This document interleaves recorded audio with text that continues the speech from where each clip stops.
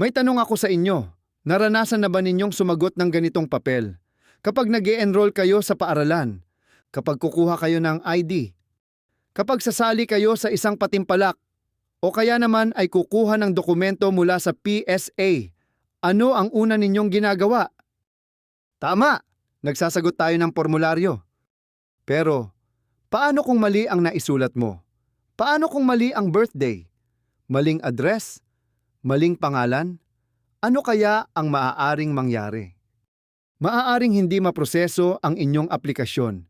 Maaaring magkaroon ng problema sa inyong mga record. At higit sa lahat, maaaring magkaroon ng maling impormasyon tungkol sa inyo. Kaya napakahalagang matutunan natin ang tamang pagsagot ng iba't ibang formularyo. At iyan mismo ang ating pag-aaralan ngayon.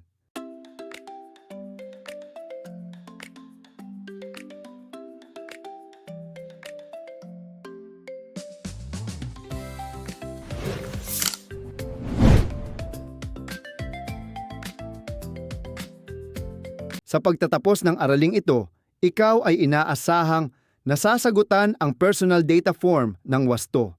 Nagagamit ang angkop na diksyon ayon sa konteksto ng mga katutubo at panrehiyong pagdiriwang. Naiuugnay ang mga kaisipan sa tunay na pangyayari sa buhay. Nagagamit ang pangungusap na walang paksa sa pagbuo ng pahayag. Natutukoy ang mga elemento ng multimedia text tulad ng headline, subtitle, at slogan. Sagutin ninyo sa inyong isipan. Ano ang buong pangalan mo? Kailan ang iyong kaarawan? Ano ang address ninyo? Ano ang pangalan ng iyong mga magulang? Napansin ba ninyo? Ang mga impormasyong iyan ang madalas nating isinusulat sa iba't ibang formularyo. Kaya kung alam mo ang iyong sariling impormasyon, mas madali mong masasagutan ang anumang personal data form.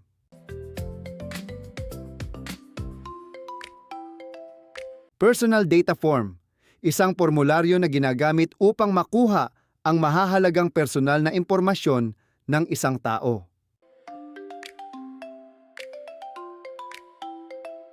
Ginagamit ito sa iba't ibang tanggapan gaya ng paaralan, ospital, PSA, trabaho, pagkuha ng iba't ibang ID. Sa madaling salita, ito ang opisyal na paraan ng pagtatala ng iyong personal na impormasyon.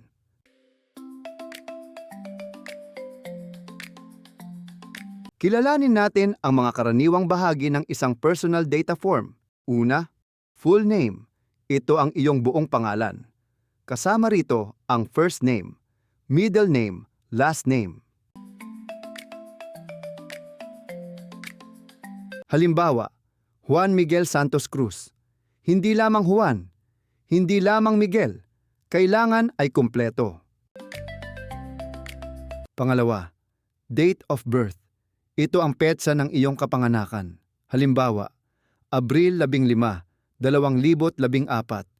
Siguraduhing tama ang buwan, araw at taon. Pangatlo, place of birth, lugar kung saan ka ipinanganak. Halimbawa, Concepcion, Tarlac, Dagupan City, Quezon City. Apat, address. Ito ang kasalukuyan mong tirahan. Halimbawa, Purok 3 Barangay Mapayapa, San Manuel, La Union. Mas kumpleto, mas mabuti.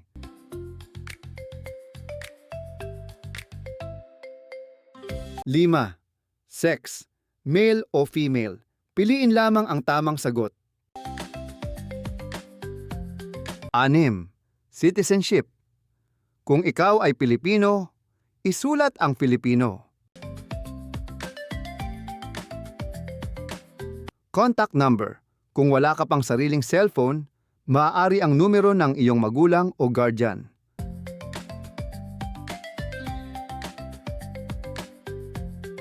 Name of parent or guardian. Isulat ang buong pangalan ng iyong magulang o legal guardian.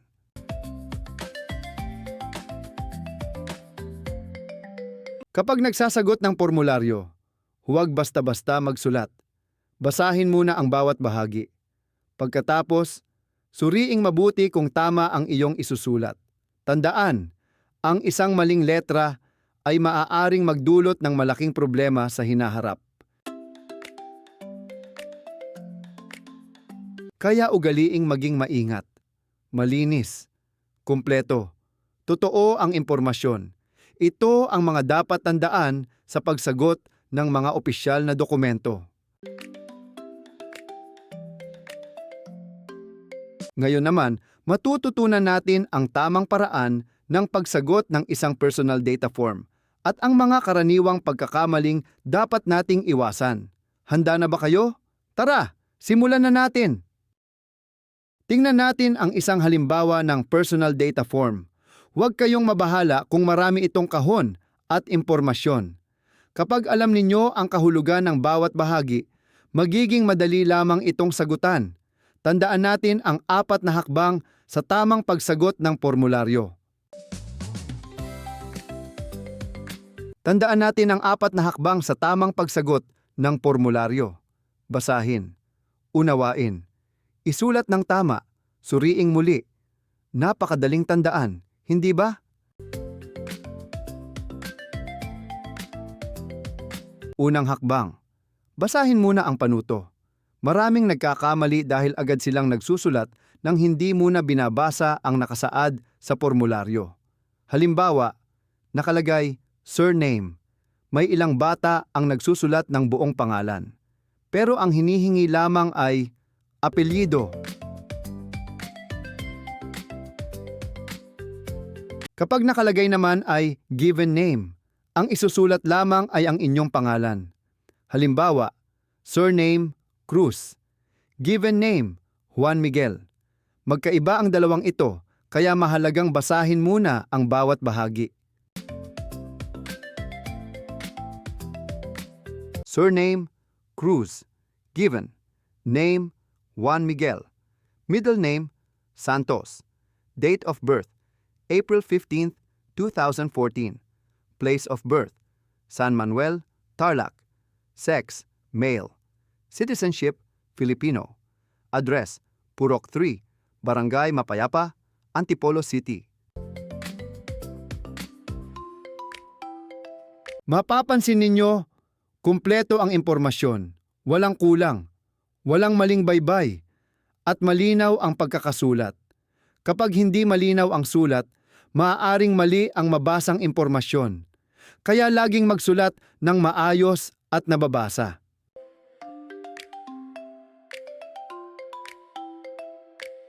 Mga pagkakamaling dapat nating iwasan. Mali ang spelling ng pangalan. Halimbawa, Juan de la Cruz sa halip na Juan de la Cruz. Mali ang birthday. Halimbawa, 2015, kahit ang tunay ay 2014. Hindi kumpletong address. Halimbawa, Antipolo City lang ang isinulat. Mas tama kung Barangay Mayamot, Antipolo City.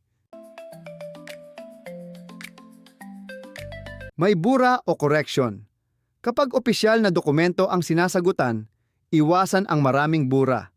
Mas mabuting siguraduhin muna ang sagot bago isulat.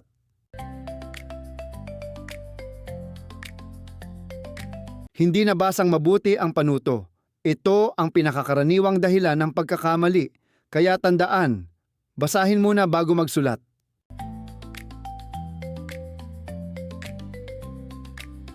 Isipin ninyo ito. Paano kung mali ang birthday na nailagay sa birth certificate application? Ano kaya ang maaaring mangyari?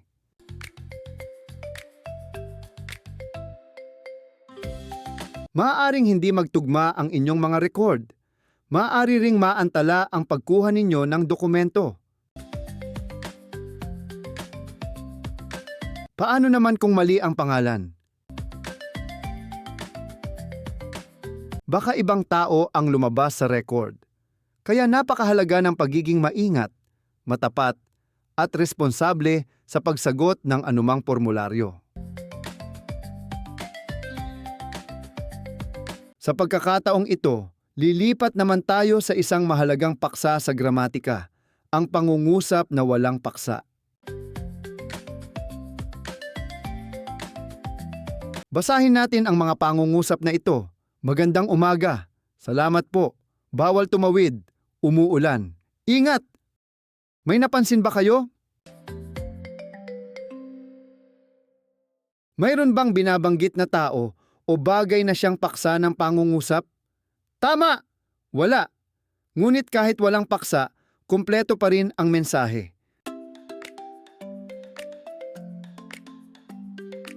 Ano nga ba ang pangungusap na walang paksa? Ito ay pangungusap na walang tahasang paksa o simuno, ngunit buo pa rin ang kahulugan nito.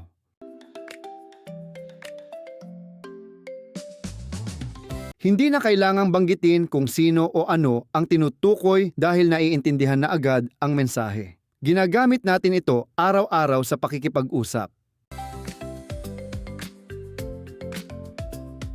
Halimbawa, kapag umaga at nakita mo ang iyong guro, ano ang sinasabi mo? Magandang umaga po! Hindi mo na kailangang sabihin, magandang umaga po sa inyo, dahil malinaw na ang ibig sabihin. Mga uri ng pangungusap na walang paksa. Una, pangungusap na pambungad. Ito ang ginagamit sa pagbati o pakikipag-usap. Halimbawa, magandang umaga, magandang hapon, magandang gabi, maligayang kaarawan, maligayang Pasko. Dalawa, pangungusap na panawag. Ito ay ginagamit sa pagtawag o pagkuha ng atensyon. Halimbawa, hoy, aba, uy, holy, sandali, aray. Tatlo, pangungusap na padamdam. Ito ay nagpapahayag ng damdamin. Halimbawa, naku, ay, wow, grabe, sus Mario Sep. Talagang ginagamit natin ito kapag tayo ay nagugulat, natutuwa o nalulungkot.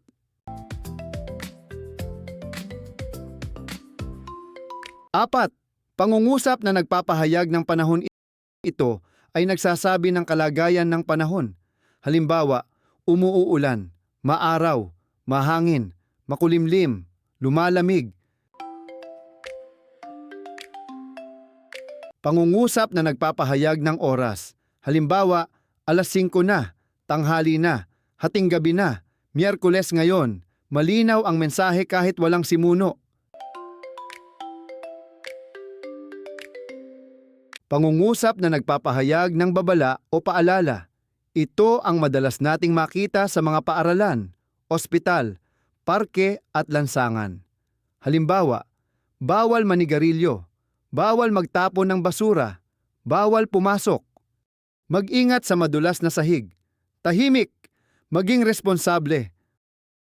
Mapapansin ninyo, maikli lamang ang mga ito ngunit malinaw ang nais ipabatid. Sa bahaging ito, pag-aaralan natin ang ilan sa mga katutubo at panrehiyong pagdiriwang sa Pilipinas at kung bakit mahalaga ang mga ito sa ating kultura. Nakapunta na ba kayo sa isang pista o festival? Ano ang inyong nakita? Makukulay na kasuotan? Masasayang sayawan? Masasarap na pagkain? Ang mga pagdiriwang na ito ay hindi lamang para magsaya, kundi para ipagmalaki rin ang ating kultura at tradisyon.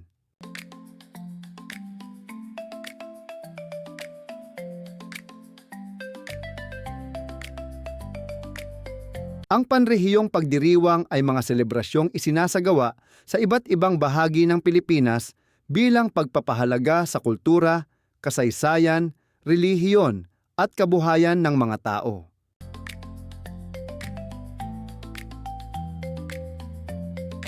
Narito ang ilang halimbawa: Panagbenga Festival, Baguio City, kilalang Festival of Flowers, na ginaganap tuwing Pebrero.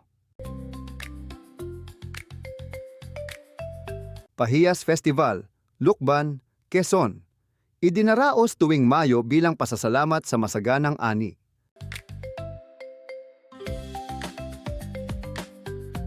Sinulog Festival, Cebu City, ginaganap tuwing Enero bilang paggalang sa Santo Niño.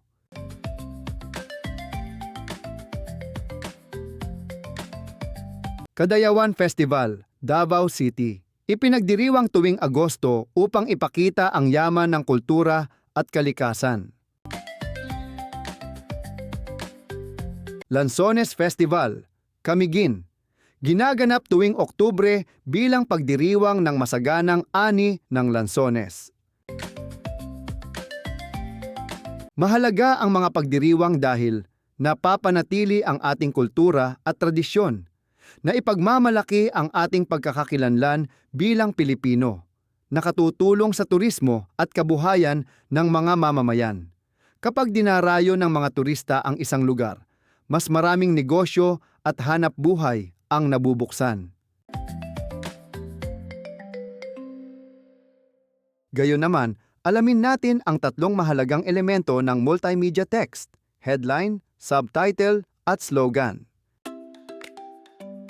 Headline. Ito ang pangunahing pamagat na agad nakakuha ng atensyon ng mambabasa. Halimbawa, Panagbenga Festival, dinagsa ng libu-libong turista.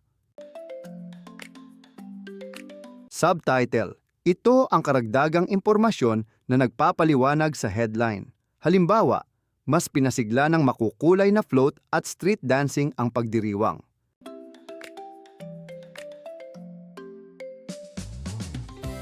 Slogan. Maikling pahayag na madaling tandaan at may mensahe.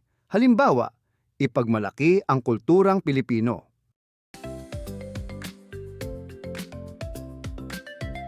Kung ang paksa ay Pahiyas Festival, ano kaya ang maaaring headline?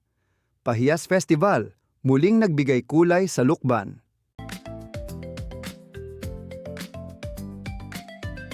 Subtitle, ipinakita ng mga residente ang kanilang malikhaing dekorasyon bilang pasasalamat sa masaganang ani. Slogan, kultura at tradisyon, ating ipagmalaki.